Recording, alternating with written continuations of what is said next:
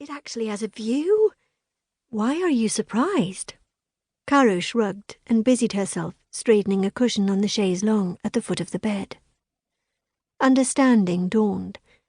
A lady's maid was usually allocated a room somewhere in the attics or in the back of the house, but this was as much Caro's vacation as it was Evie's. When we returned from our promenade, Edmund said he wished to go to his room so he could enjoy his view. He is ever so grateful you decided to bring him along too. Yes, well, there was no talking Tom out of driving the roadster. And we couldn't fit all the luggage in there because that would have left no room for you.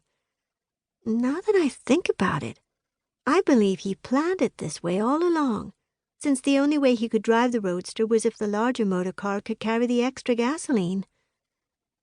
Caro inspected the hat she had selected for Evie to wear. I felt like a grand lady travelling with my very own chauffeur in the Duesenberg. I have been meaning to ask. When Caro hesitated, Evie smiled. Do feel free to do so. What's on your mind?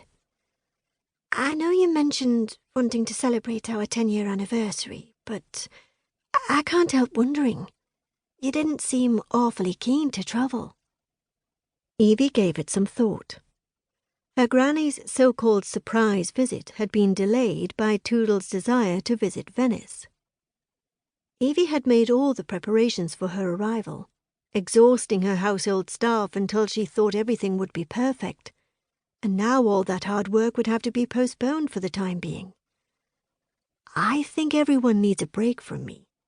The timing is perfect. In reality, she would have thoroughly enjoyed staying at Halton House where it was nice and cosy, in a grand sort of manner. However, she had received an invitation from the hotel owner, and most importantly, she had realized her maid had been with her for 10 years. Evie had surprised Caro by remarking upon the upcoming event and suggesting they do something to celebrate it. While Caro had not understood the significance or Evie's excitement, Evie had been unable to ignore it. Caro had been her first personal maid, and she had become quite attached to the young woman's company. It had taken some doing to find out what Caro wanted, and she had only succeeded because her other maid, Millicent, had forced the information out of her. Caro had never been to the seaside, and she had claimed she would like nothing better than to spend a few days there, preferably staying somewhere with a pretty view. If Caro had asked to be presented to the Prince of Wales, Evie would have stopped at nothing to make it happen for her. A trip to the seaside had been such a small dream to Evie. Then again, she had grown up in Newport, Rhode Island, so the sea didn't hold the same novelty.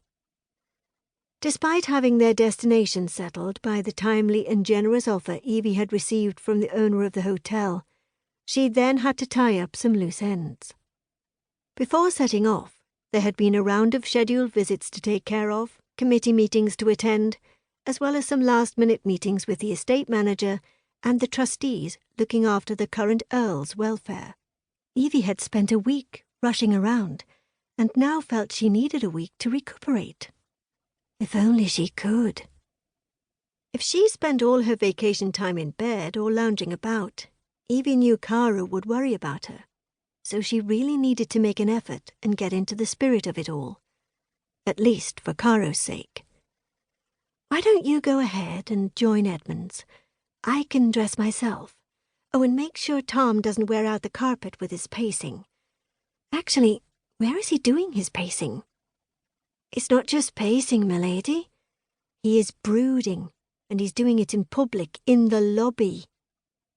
That struck Evie as odd. Tom had been only too happy to set off on their trip to the seaside. What could have come over him? If you ask me, he's craving some excitement, Caro suggested. Impossible. He's always trying to talk me out of becoming involved in things that shouldn't concern me. Evie stilled and stared out of the window. Heavens, I believe I just made myself sound like a busybody. Caro rummaged through Evie's luggage and produced another hat. I think this one will suit you best with that dress. It has cherries on it. Evie glanced at the hat